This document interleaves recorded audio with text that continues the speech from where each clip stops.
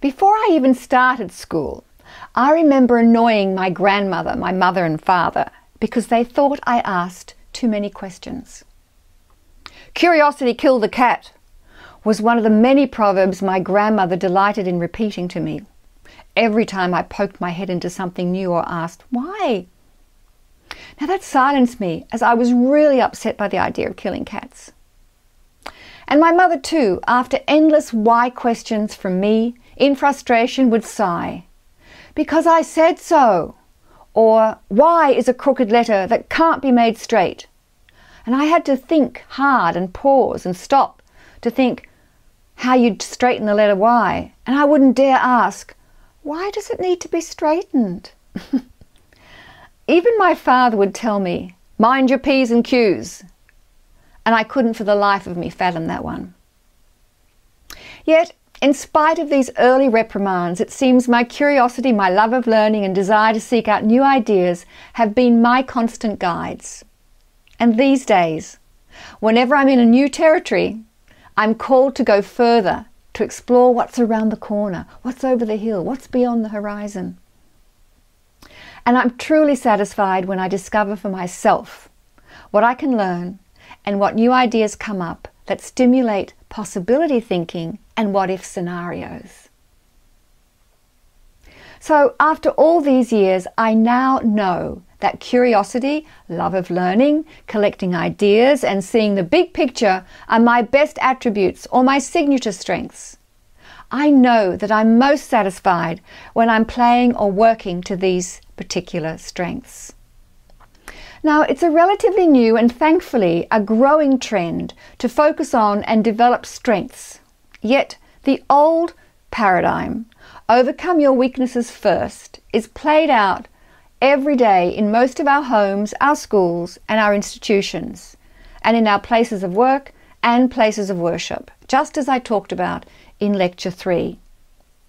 The behaviours, the processes, the decisions that are weak or problematic in some way are the first to grab attention. You focus on the things that need fixing. What happens as a result is that those behaviours, thoughts, feelings, decisions and processes that are working well already and bring you successes and don't attract the same attention or investment of resources. You take them for granted. So do you think it's a fair generalization to say that you invest energy, money, time, intellect and emotion into things that don't work for you, more than you put energies into those things that will give you an easier and much better return for your efforts and investments? A key question here is, are you better off investing and developing strengths, defined as innate talents that can be more easily and speedily developed, than dealing with weaknesses that can be worked around, yet will take more effort, more time and greater resources and will always be a struggle to you? The late management and leadership guru Peter Drucker's quote is relevant now more than ever. He said, "The task of leadership is to create an alignment of strengths, making our weaknesses irrelevant." Strength-based approaches to human and organization development, and positive psychology, defined as the study of strengths, excellence, resilience, and optimal flourishing in general, focus on people's talents and gifts. Your talents and gifts are your strengths. And when people are performing in roles in which they play to their strengths, studies show that performance and satisfaction increase. Your productivity improves, and you have greater chance at achieving your full potential. Now that's from the book, Now Discover Your Strengths, by Buckingham and Clifton, which was published in 2001.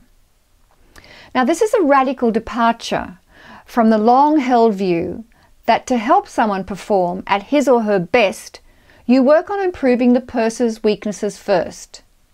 Now, this view is evidenced by the fact that in 2001, only 20% of employees in companies across the globe felt that their strengths were in play on a daily basis, or that they had the opportunity to do their best work. The good news is, in 2014, when the latest survey was done, that statistic has jumped to an average of 30%. So are you helping to grow that statistic? I sure hope so. I know. As an agent for positive change, I am. Now, in the next lecture, I will expand on why knowing your strengths is the key to being an agent for positive change, and how you can find your strengths so that you can begin to put them into practice.